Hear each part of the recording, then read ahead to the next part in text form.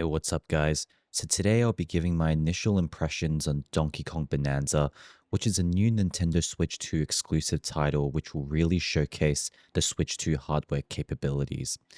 Now, having played a few hours of the game, I just wanted to share my initial thoughts on the combat, the level design, and art style of the game. Now, the story is quite simple, where you follow DK on his quest to hunt down as many bananas as possible, and very early on, he meets this girl named Pauline, who joins him to reach the core of the earth, which will allow her to return home. Now, despite the story being quite linear so far, what really makes the game stand out are things like the completely destructible environment, where literally everything from the terrain to the various buildings scattered across each level are completely destructible. And with bananas and challenge rooms hidden within the terrain, makes exploration underground super worthwhile. Now, DK's fists aren't only used to terraform the environment, but are also used well to provide really satisfying combat. So enemies go flying or explode when punched by DK, and boulders can be ripped straight from the ground to aid in DK's combat. DK can also gain additional moves like a double jump with a boulder, along with other exploration and bonanza upgrades through the simple and easy to understand skill upgrade menu. Another thing that Bonanza does well is in the visual department. The bright colors pop, especially on Switch 2's brighter display. The fact that it runs at 1080p in handheld mode and an upscaled 4K in docked mode really just makes the whole game look clearer and sharper when compared to a typical Switch 1 game. Now, while Bonanza is so far a very impressive game, I do have some complaints, one of which is the overall performance. The game usually hits at 60 FPS target on both handheld and docked mode, but frame rates can dip during visually intense scenes, such as during a boss fight or collecting large amounts of gold with DK's clapping ability.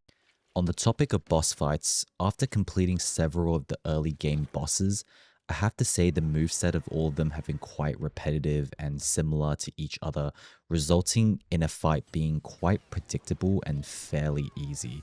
Now, I've seen a few people online say to just not use the skill points to make the game more challenging. However, I feel like that kind of defeats the purpose of the skill upgrade system, which should kind of scale with the boss fights. Despite that, the bosses overall are still creative and fun to go up against, as the animation of their movesets are still custom to each boss and the environment they're in. Now, after saying all this, do I think Bonanza is worth 99 whole Australian dollars, or 65 freedom dollars if you're coming from the US?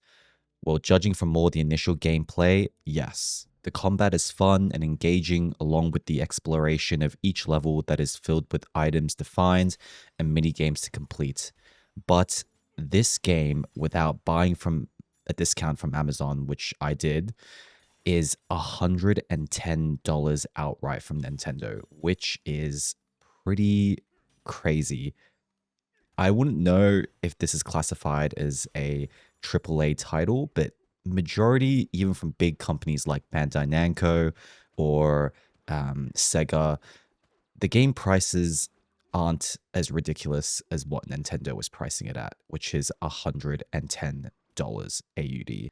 But if you're a really big Donkey Kong fan, or you like playing games like Mario Odyssey, this game will be right up your alleyway. So you probably would be fine paying the premium of $110. What really surprised me as well is the fact that they fit this whole game, which I heard is around 20 plus hours, into a 8.7 gigabyte cartridge, which is really impressive, which kind of begs the question to why they kind of pivoted to more game keycard.